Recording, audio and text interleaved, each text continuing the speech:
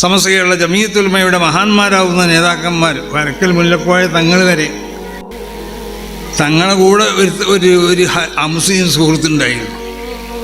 അപ്പോൾ അയാൾ പറയലുണ്ട്, അയാൾ മരിച്ചുപോയി, അയാൾ മകൻ പറയലുണ്ട്, തങ്ങളൊരു ദിവസം പറഞ്ഞു എന്ന് പറഞ്ഞു, എടോ നമുക്ക് നാളെ വിരുന്നേര് വരാനുണ്ട്, കുറച്ച് മത്സ്യം പിടിക്കണം. അപ്പോൾ രാവിലെ വലെടുത്ത് തങ്ങളെ കൂടെ വന്നു എന്നാണ്.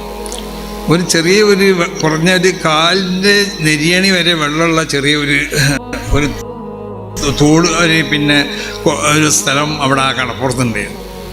അപ്പോൾ അതിന് ഇവനോട് വീയാൻ പറഞ്ഞു തങ്ങൾ. അപ്പോൾ ഇവൻ പറഞ്ഞു, ഇതിൽ മത്സ്യമൊന്നുമില്ലല്ലോ, നമുക്കിപ്പോൾ നോക്കിയാൽ കാണുന്നുണ്ടല്ലോ, ഇതിലൊന്നുമില്ല, ഇതിൽ എന്തിനപ്പോൾ നമ്മൾ വല വീശണമെന്ന് ചോദിച്ചു. തങ്ങൾ പറഞ്ഞു, എന്നോട് വീശാനല്ലേ ഞാൻ പറഞ്ഞത്, മത്സ്യം ഉണ്ടോ ഇല്ല ഇത് നോക്കണ്ട. അങ്ങനെ വീശി മത്സ്യം കിട്ടി.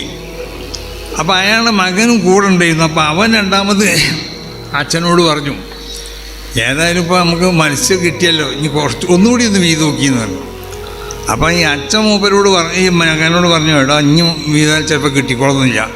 അത് തങ്ങൾ വീശാൻ പറഞ്ഞു, നമ്മൾ വീതു, അതിൽ മത്സ്യം കിട്ടി, അതുകൊണ്ട് ഞാനത് വീഴൂല, ഇനി വല വീശൂല എന്ന് പറഞ്ഞു.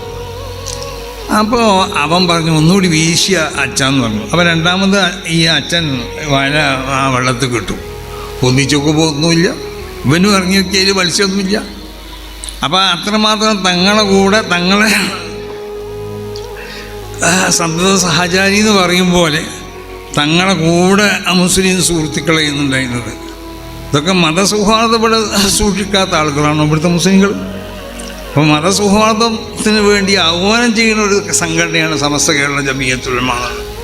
ഈ ഇന്ത്യ രാജ്യത്തിൻ്റെ പാരമ്പര്യം അത് പല മതങ്ങളും ഇവിടെ ജീവിച്ചു കൊണ്ടിട്ട് അതിൽ നിന്നുള്ളതായ സൗരഭ്യം ആസ്വദിക്കലാണ്.